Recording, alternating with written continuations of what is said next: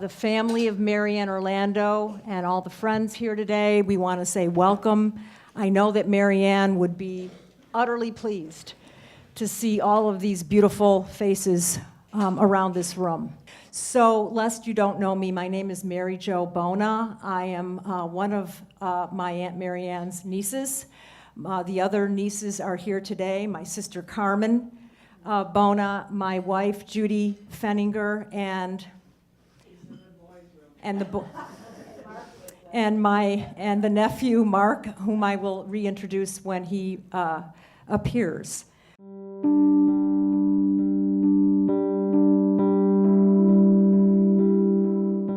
I first met Marianne in Paris when she was working at the embassy there, when my late father, Max Krauss, introduced the glamorous career woman to a very shy teenager. I thought she epitomized everything I wanted to be when I grew up. I loved listening to her stories from her Peace Corps days, and in later years, loved tagging along when she, Pat, and my dad would go on their explorations of 3-star restaurants in France, which always entailed interesting and lively conversation. Are you remembering this, Pat? Fortunately for me, she decided to adopt me as a friend, and we have kept in touch over these many years. Getting together with her was always delightful, and our phone chats were always such fun. I'm so glad I saw her in March. She was truly one of a kind. In a lucky, life-changing break, I was hired by Sarge to be his speechwriter, which meant I had plenty of visits with Marianne, waiting in the office to get a few minutes with Sarge. Happily so, she was always gracious despite all the pressures that kept coming in as funds for the war on poverty were decreasing, while those for the Vietnam War were increasing. It was just a while back that I ran into Marianne at a Whole Foods store. Her thoughts, see this food issue, typically were other-centered, not self-centered, reminding me to send a birthday card to Charlie Peters, one of her longtime friends from the Peace Corps days. And so he raises a glass, not of wine, but of water, to Marianne Orlando, yours, Coleman McCarthy. We at the National Bonsai Foundation mourn the passing of Marianne Orlando. We received many responses to her unexpected death, and here are some of those that were sent from members of the MBF Board of Directors. The first, Marianne was the most elegant of women. With talent, charm, and ferocious drive, she fought for NBF and accomplished much. She was admired for her fortitude. The second, I deeply regret the loss of Marianne. We are all the better for having known her. And then finally, I am so sorry to hear of Marianne's passing. We worked closely together on my earliest donations to the museum, and she facilitated introducing me to the greats of bonsai, including John Naka and, I believe, Yuji Yoshimura, in lovely receptions and dinners. We are grateful to her for her stellar contributions to the art of bonsai, and we know for certain that her spirit will live on in the National Bonsai and Penjing Museum. When I first arrived at Sergeant Shriver's door as his special assistant in 1967, I met the beautiful Marianne Orlando, who guarded the entry to Mr. Shriver's office with great loyalty and determination. Once you were befriended by Marianne, everything else was downhill from then on, and I enjoyed my 18 months working with Sarge as his special assistant tremendously. She is smiling on us from above and may be arguing with Sarge over his latest schedule.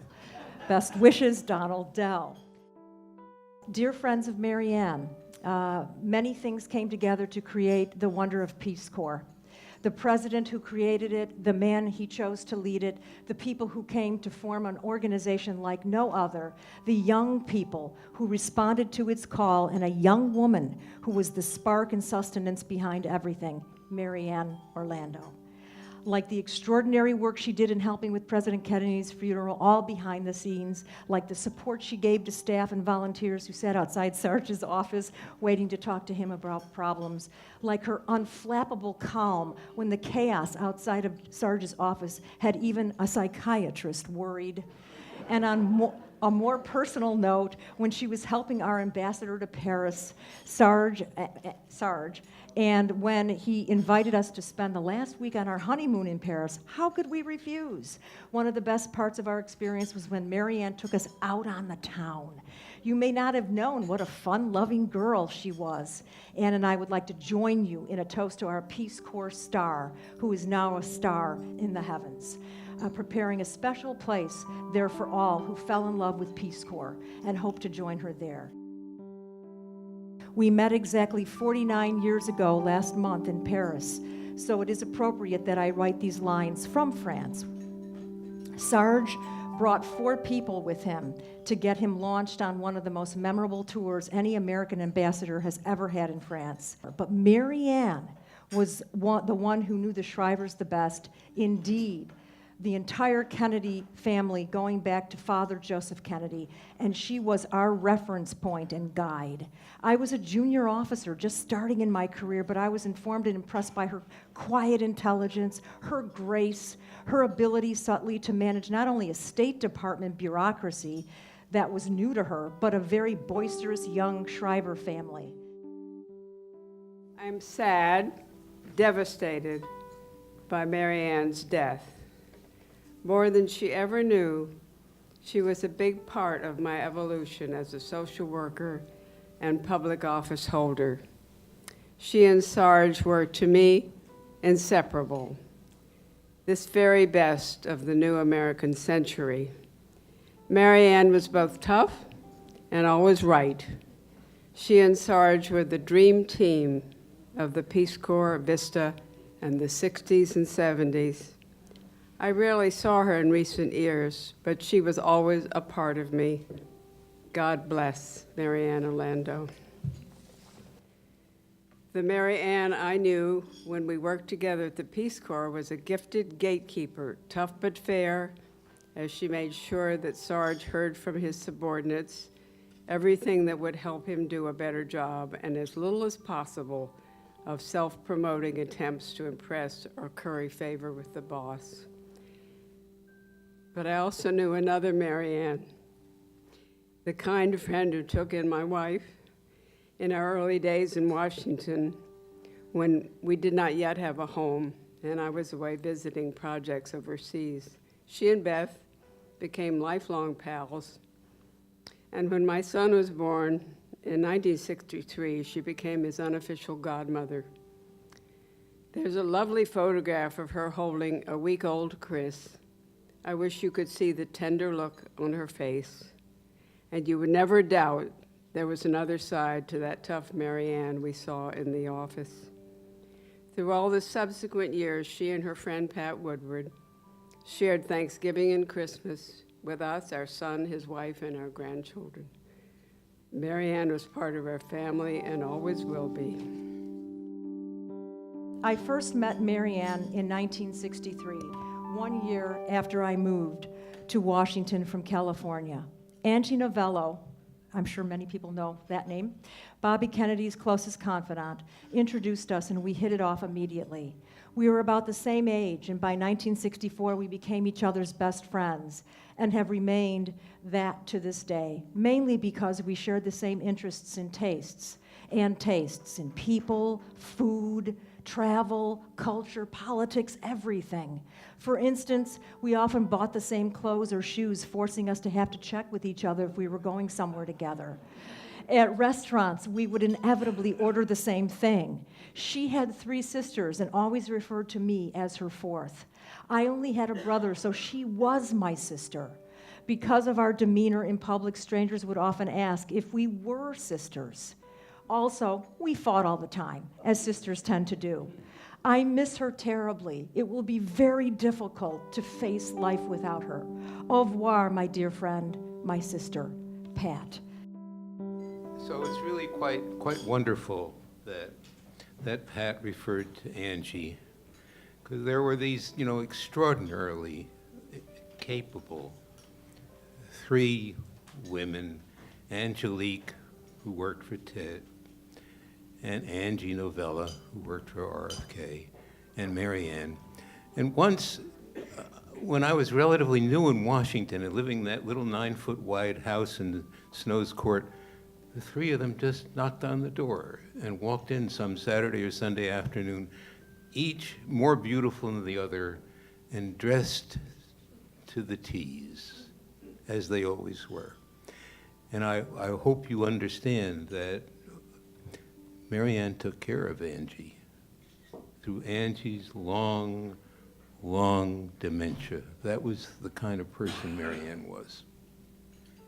And she and I, were extraordinarily close for the whole time that I knew her. I have to say that while all of you have talked about her elegance and her beauty and her intelligence, all of which is true, it's also true that she was the most self-effacing, selfless, extraordinarily well-defended person that I ever met, as well as being extremely trustworthy and discreet. I'm sorry that Charlie isn't here, Beth, because he might remember this. You're going to hear from Charlie in a minute. Okay, but you probably don't know that sometime in the late 60s, Charlie said to me, "You know, Bill, if you were smart, you'd really marry Marianne." Now, that was a prescient comment, but boy, would that ever have been a project. First met Marianne and Pat Woodward in the late 1980s. Can you hear me? Okay. Through my dear friend, Hildy Shishkin. Hildy, a top aide to Averil Harriman, and Marianne, a top assistant to Sergeant Shriver, shared a pied-à-terre when Ambassador Shriver was ambassador to France and Harriman was chief negotiator for the Vietnam peace talks in Paris. Pat later joined the duo, and they became a fearsome trio. They were a joy to me. I had served in the Foreign Service for more than 20 years at that time.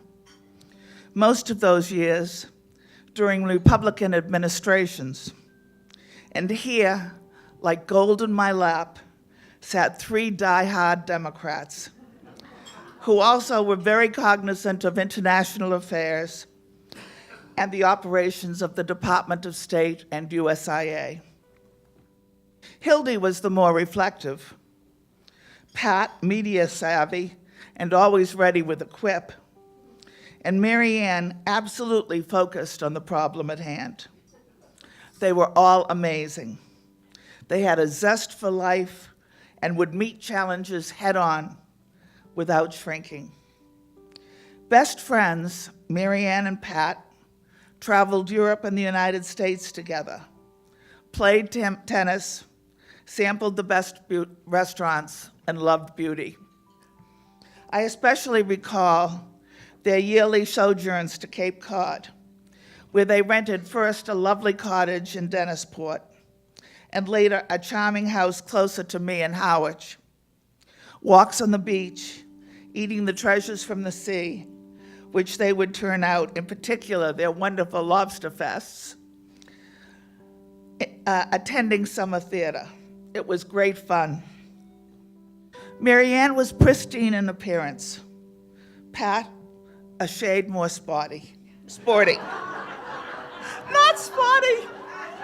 Not spotty, sporty.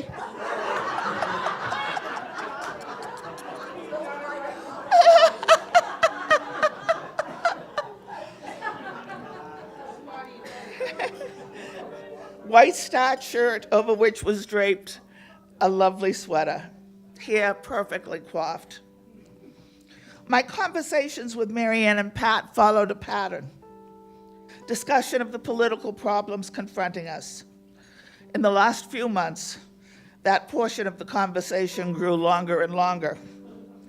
Movies we had seen, books we had read, projects we were engaged in, and finally, agreement, especially with Marianne, that most of our political problems were the result of the fact that civics were no longer taught in school. An example of Mary Ann's success in what she engaged in was evident in her work for the Chinese Penjing Museum. That is the equivalent of the Japanese bonsai at the National Arboretum. She was just starting on the project and did not know anyone in the Chinese community. I introduced her to Mary Meads, the wife of former Congressman from Washington State, Lloyd Meads. Mary, Chinese American, knew everyone in the Chinese community and introduced Mary Ann to one of the leaders of the Chinese community, who in turn introduced her to the Chinese ambassador. In the twinkling of an eye, the ambassador organized a reception on behalf of the Beijing exhibit. And Mary Ann was able to raise enough money for the museum to be built. It's a handsome place. Then I got here and I realized my tie and my shirt didn't match, and she'd be like, "No, you're not just like your father at all," because he was the flawless dresser, and I am the spotty, not just sporty, but the spotty dresser. So I grew up with strong women in my life. Yeah, really strong women. Zeus-like strength, if we can put it that way. And I also grew up with a dad who loved to use people's full name. If you'd said to me, Mary Ann, I would not have known who you were talking about. She was Mary Ann Orlando.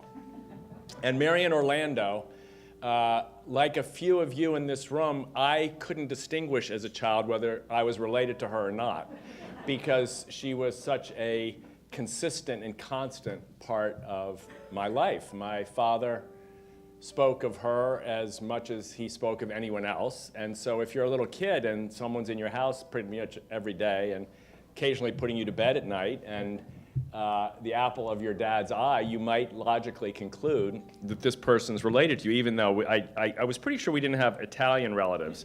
But I did know that the issue that was raised in the context of your relationship, Pat, of sisters, that I did learn at an early age that these titles weren't bound by blood definitions, that you could mother without being the mother, you could be an aunt without biological lineage, you could be God-parented without having had the label given to you in a church or a synagogue. And Mary Ann was like a mother to me, honestly. It was only later that I realized that she actually had a job. And on a single day, one of Eunice's long line of revolving assistants, Ayla's here, who was not one of the revolvers, she survived. One of the long line of revolving assistants was calling Roosevelt Greer of the Los Angeles Rams to remind him he was due at Camp Shriver that day, shipping the dog Peter Lawford had left at Timberlawn back to California, wrapping presents for the Shriver children to take to a friend's birthday party, driving Rose Kennedy to the White House for a Rose Garden ceremony, and soothing Ethel the laundress because a black snake had brushed up against her while she was doing the ironing in the basement. That's the house in which Mary Ann created the Peace Corps. The level of energy required, some would say chaos. I guess Dr. English was saying maybe it was chaos from a psychiatrist's point of view. But the level of energy and toughness and perseverance, the level of raw determination to be managing so much under such an extraordinary amount of pressure. But the pressure was brought by the desire. This biographer who sent me this selection was in my office saying she was trying to find more information about the Chicago days and my dad and mom and what they were doing during during the 50s and so on. And I said, "Have you talked to Mary Ann?" And she said, "Well, no, Mary Ann has declined to speak with me because she doesn't want to, she's not for the public." And so I called Mary Ann and I said, "Mary Ann, this biographer is here, Eileen McNamara. would you be willing to speak to her? She says, well, I've never in my life spoken to anyone about your family. I said, well, this is an authorized biography, and we're trying to support this woman. She said, well, if you tell me to, I will, but my number one value has always been loyalty. This was a woman who was loyal to the day she died, to her friends, to her family, to her country, to the missions she embraced, to peace. I mean, what a time we are in today. And where are the Marianne Orlandos? Where are the men and women who will go to work in the government, who will give themselves to these causes and missions, not out of personal egotistical aggrandizement, not out of ideological hatred or vitriol, but simply out of an embrace of the ideals of the country and a willingness to give themselves fully and completely? I had the pleasure and privilege of meeting Marianne about 8 years ago or so, introduced by Bill, and quickly discovered that, you know, she was a full partner in that amazing group of talented young people that Shriver pulled together, including Bill, to create, you know, this lasting legacy of not just programs that still survive, but values, examples of public service, and methods, strategies that we still try to use, and that we think we discover something new and interesting, and we find that they were there already 40, 50 years ago. Marianne wanted it to be a luncheon out of joy, not sorrow. So I hope that we can remember that as we spend the last moments together today, that she did not want it to be a mournful, sad, lugubrious day, but in fact a joyful, uplifting day. And I think the speeches that we heard here today very much proved that. Thank you so much.